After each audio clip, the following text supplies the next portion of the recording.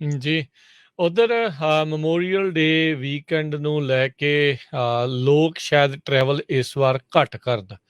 Reason ਉਹਦੇ ਪਿੱਛੇ ਇੱਕ ਹੀ ਆ, ਇਸ ਟਾਈਮ ਗੈਸ ਦੀਆਂ ਪ੍ਰਾਈਸਿਸ ਅਸਮਾਨ ਭੇਦ ਚੁੱਕੀਆਂ ਨੇ। $6 ਤੋਂ ਉੱਤੇ ਕੈਲੀਫੋਰਨੀਆ ਦੇ ਵਿੱਚ ਗੈਸ ਐਵਰੇਜ ਪ੍ਰਾਈਸ ਜਿਹੜੀ ਉਹ ਵੱਧਦੀ ਜਾ ਰਹੀ ਆ। ਸੋ ਉੱਦਾਂ AAA ਦੇ ਮੁਤਾਬਕ 35 ਮਿਲੀਅਨ ਲੋਕ ਓਵਰਆਲ ਇਸ ਵੀਕਐਂਡ ਦੇ ਉੱਤੇ ਰੋਡਸ ਦੇ ਉੱਤੇ ਟਰੈਵਲ ਕਰਨਗੇ।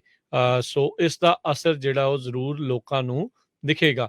ਉਹੀ ਟੈਂਕ ਕਹਿੰਦੇ ਆ ਵੀ ਜਿਹੜਾ ਪਹਿਲਾਂ ਇਹ ਗੈਸ ਪ੍ਰਾਈਸਿਸ ਵਧਣ ਤੋਂ ਪਹਿਲਾਂ ਸੀਗਾ, ਉਹ ਹੁਣ $50 ਵੱਧ ਐਕਸਟਰਾ ਜਿਹੜਾ ਆ ਉਹ ਲੱਗ ਰਿਹਾ ਹੈਗਾ ਆ। ਤੇ ਸਭ ਨੂੰ ਹੀ ਪਤਾ ਆ ਵੀ ਕੀ ਸਥਿਤੀ ਜਿਹੜੀ ਓਵਰਆਲ ਬਣੀ ਪਈ ਹੈਗੀ ਆ। ਸੋ ਲੋਕ ਖਾਸੇ ਜਿਹੜੇ ਪਰੇਸ਼ਾਨ ਨੇ। ਹਾਈ ਪ੍ਰਾਈਸ ਜਿਹੜਾ ਗੈਸ ਦਾ ਆ, ਉਸਨੇ ਲੋਕਾਂ ਦਾ ਇਸ ਵਾਰ ਇੰਜੋਇਮੈਂਟ ਪੀਰੀਅਡ ਨੂੰ ਵੀ ਲੱਗਦਾ ਆ ਉਹ ਖਰਾਬ ਕਰਨਗੇ। ਜੀ, ਗੈਸ ਦੀਆਂ ਪ੍ਰਾਈਸਿਸ ਆਪਾਂ ਸਾਰਿਆਂ ਨੂੰ ਪਤਾ ਵੀ ਬਹੁਤ ਹਾਈ ਆ। ਕਹਿੰਦੇ 10 ਸਾਲਾਂ ਬਾਅਦ ਇੰਨੀਆਂ ਜ਼ਿਆਦਾ ਪ੍ਰਾਈਸਿਸ ਮੈਮੋਰੀਅਲ ਡੇ ਵੀਕਐਂਡ ਤੇ ਤੁਸੀਂ ਦੇਖ ਸਕਦੇ ਹੈਗੇ। $4.60 ਨੂੰ ਗੈਲਨ ਐਵਰੇਜ USA ਦੇ ਵਿੱਚ ਹੈਗੀ ਆ। ਕੈਲੀਫੋਰਨੀਆ ਦੇ ਵਿੱਚ $6 ਦੇ ਕਰੀਬ ਆ, ਪਰ ਕਈ ਜਗ੍ਹਾ ਦੇ ਉੱਤੇ $7, 29 ਸੈਂਟ, $7, 40 ਸੈਂਟ ਤੱਕ ਵੀ ਗੈਸ ਵਿਕ ਰਹੀ ਹੈਗੀ ਆ। AAA ਦੇ ਮੁਤਾਬਕ 34.9 ਮਿਲੀਅਨ ਲੋਕ ਟਰੈਵਲ ਕਰਨਗੇ ਇਸ ਵੀਕਐਂਡ, ਜਿਹੜਾ ਕਿ 4.6% ਜ਼ਿਆਦਾ ਆ ਪਿਛਲੇ ਸਾਲ ਨਾਲੋਂ। ਸੋ ਈਵਨ ਦੋ ਲੋਕ ਗੈਸ ਬਚਾਉਣ ਦੀ ਕੋਸ਼ਿਸ਼ ਤਾਂ ਕਰਦੇ ਆ, ਪਰ ਜੇ ਇੰਨਾ ਜ਼ਿਆਦਾ ਟਰੈਵਲ ਹੁੰਦਾ ਆ, ਸੋ ਨੈਚੁਰਲੀ ਫਿਰ ਉਹਦੇ ਕਰਕੇ ਜਿਹੜੀ ਗੈਸ ਵੀ ਆ ਉਹ ਜ਼ਿਆਦਾ ਯੂਜ਼ ਹੁੰਦੀ ਹੈ। ਜੀ। ਉਧਰ ਮੈਮੋਰੀਅਲ ਡੇ ਵੀਕਐਂਡ ਨੂੰ ਲੈ ਕੇ ਲੋਕ ਸ਼ਾਇਦ ਟਰੈਵਲ ਇਸ ਵਾਰ ਘੱਟ ਕਰਨ। ਰੀਜ਼ਨ ਉਹਦੇ ਪਿੱਛੇ ਇੱਕ ਹੀ ਆ, ਇਸ ਟਾਈਮ ਗੈਸ ਦੀਆਂ ਪ੍ਰਾਈਸਿਸ ਅਸਮਾਨ ਭੇਦ ਚੁੱਕੀਆਂ ਨੇ। $6 ਤੋਂ ਉੱਤੇ ਕੈਲੀਫੋਰਨੀਆ ਦੇ ਵਿੱਚ ਗੈਸ ਐਵਰੇਜ ਪ੍ਰਾਈਸ ਜਿਹੜੀ ਉਹ ਵੱਧਦੀ ਜਾ ਰਹੀ ਆ। ਸੋ ਉੱਦਾਂ AAA ਦੇ ਮੁਤਾਬਕ 35 ਮਿਲੀਅਨ ਲੋਕ ਓਵਰਆਲ ਇਸ ਵੀਕਐਂਡ ਦੇ ਉੱਤੇ ਰੋਡਸ ਦੇ ਉੱਤੇ ਟਰੈਵਲ ਕਰਨਗੇ। ਸੋ ਇਸ ਦਾ ਅਸਰ ਜਿਹੜਾ ਉਹ ਜ਼ਰੂਰ ਲੋਕਾਂ ਨੂੰ ਦਿਖੇਗਾ। ਉਹੀ ਟੈਂਕ ਕਹਿੰਦੇ ਆ ਵੀ ਜਿਹੜਾ ਪਹਿਲਾਂ ਇਹ ਗੈਸ ਪ੍ਰਾਈਸਿਸ ਵਧਣ ਤੋਂ ਪਹਿਲਾਂ ਸੀਗਾ, ਉਹ ਹੁਣ $50 ਵੱਧ ਐਕਸਟਰਾ ਜਿਹੜਾ ਆ ਉਹ ਲੱਗ ਰਿਹਾ ਹੈਗਾ ਆ। ਤੇ ਸਭ ਨੂੰ ਹੀ ਪਤਾ ਆ ਵੀ ਕੀ ਸਥਿਤੀ ਜਿਹੜੀ ਓਵਰਆਲ ਬਣੀ ਪਈ ਹੈਗੀ ਆ। ਸੋ ਲੋਕ ਖਾਸੇ ਜਿਹੜੇ ਪਰੇਸ਼ਾਨ ਨੇ। ਹਾਈ ਪ੍ਰਾਈਸ ਜਿਹੜਾ ਗੈਸ ਦਾ ਆ, ਉਸਨੇ ਲੋਕਾਂ ਦਾ ਇਸ ਵਾਰ ਇੰਜੋਇਮੈਂਟ ਪੀਰੀਅਡ ਨੂੰ ਵੀ ਲੱਗਦਾ ਆ ਉਹ ਖਰਾਬ ਕਰਨਗੇ। ਜੀ, ਗੈਸ ਦੀਆਂ ਪ੍ਰਾਈਸਿਸ ਆਪਾਂ ਸਾਰਿਆਂ ਨੂੰ ਪਤਾ ਵੀ ਬਹੁਤ ਹਾਈ ਆ। ਕਹਿੰਦੇ 10 ਸਾਲਾਂ ਬਾਅਦ ਇੰਨੀਆਂ ਜ਼ਿਆਦਾ ਪ੍ਰਾਈਸਿਸ ਮੈਮੋਰੀਅਲ ਡੇ ਵੀਕਐਂਡ ਤੇ ਤੁਸੀਂ ਦੇਖ ਸਕਦੇ ਹੈਗੇ। $4.60 ਨੂੰ ਗੈਲਨ ਐਵਰੇਜ USA ਦੇ ਵਿੱਚ ਹੈਗੀ ਆ।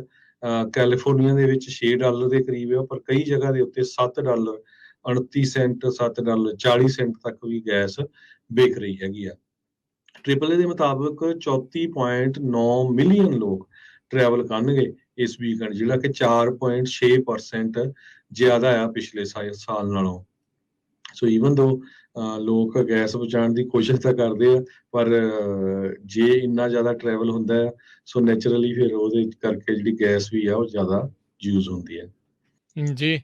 ਉਧਰ ਮੈਮੋਰੀਅਲ ਡੇ ਵੀਕਐਂਡ ਨੂੰ ਲੈ ਕੇ ਲੋਕ ਸ਼ਾਇਦ ਟਰੈਵਲ ਇਸ ਵਾਰ ਘੱਟ ਕਰਨ।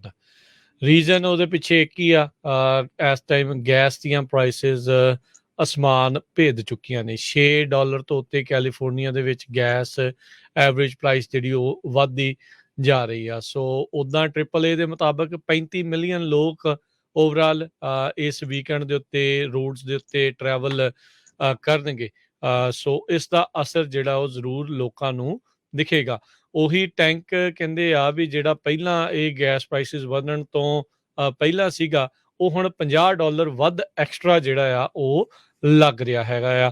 ਤੇ ਸਭ ਨੂੰ ਹੀ ਪਤਾ ਆ ਵੀ ਕੀ ਸਥਿਤੀ ਜਿਹੜੀ ਓਵਰਆਲ ਬਣੀ ਪਈ ਹੈਗੀ ਆ। ਸੋ ਲੋਕ ਖਾਸੇ ਜਿਹੜੇ ਪਰੇਸ਼ਾਨ ਨੇ।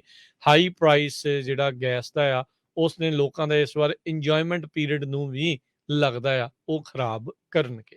ਜੀ, ਗੈਸ ਦੀਆਂ ਪ੍ਰਾਈਸਿਸ ਆਪਾਂ ਸਾਰਿਆਂ ਨੂੰ ਪਤਾ ਵੀ ਬਹੁਤ ਹਾਈ ਆ। ਕਹਿੰਦੇ 10 ਸਾਲਾਂ ਬਾਅਦ ਇੰਨੀਆਂ ਜ਼ਿਆਦਾ ਪ੍ਰਾਈਸਿਸ ਮੈਮੋਰੀਅਲ ਡੇ ਵੀਕਐਂਡ ਤੇ ਤੁਸੀਂ ਦੇਖ ਸਕਦੇ ਹੈਗੇ। $4.60 ਨੂੰ ਗੈਲਨ ਐਵਰੇਜ USA ਦੇ ਵਿੱਚ ਹੈਗੀ ਆ। ਕੈਲੀਫੋਰਨੀਆ ਦੇ ਵਿੱਚ $6 ਦੇ ਕਰੀਬ ਆ, ਪਰ ਕਈ ਜਗ੍ਹਾ ਦੇ ਉੱਤੇ $7 29 ਸੈਂਟ $7 40 ਸੈਂਟ ਤੱਕ ਵੀ ਗੈਸ ਵਿਕ ਰਹੀ ਹੈਗੀ ਆ। AAA ਦੇ ਮੁਤਾਬਕ 34.9 ਮਿਲੀਅਨ ਲੋਕ ਟਰੈਵਲ ਕਰਨਗੇ ਇਸ ਵੀਕਐਂਡ, ਜਿਹੜਾ ਕਿ 4.6% ਜ਼ਿਆਦਾ ਆ ਪਿਛਲੇ ਸਾਲ ਨਾਲੋਂ। ਸੋ ਈਵਨ ਦੋ ਲੋਕ ਗੈਸ ਬਚਾਉਣ ਦੀ ਕੋਸ਼ਿਸ਼ ਤਾਂ ਕਰਦੇ ਆ, ਪਰ ਜੇ ਇੰਨਾ ਜ਼ਿਆਦਾ ਟਰੈਵਲ ਹੁੰਦਾ ਹੈ ਸੋ ਨੈਚੁਰਲੀ ਫਿਰ ਉਹਦੇ ਕਰਕੇ ਜਿਹੜੀ ਗੈਸ ਵੀ ਆ ਉਹ ਜ਼ਿਆਦਾ ਯੂਜ਼ ਹੁੰਦੀ ਹੈ।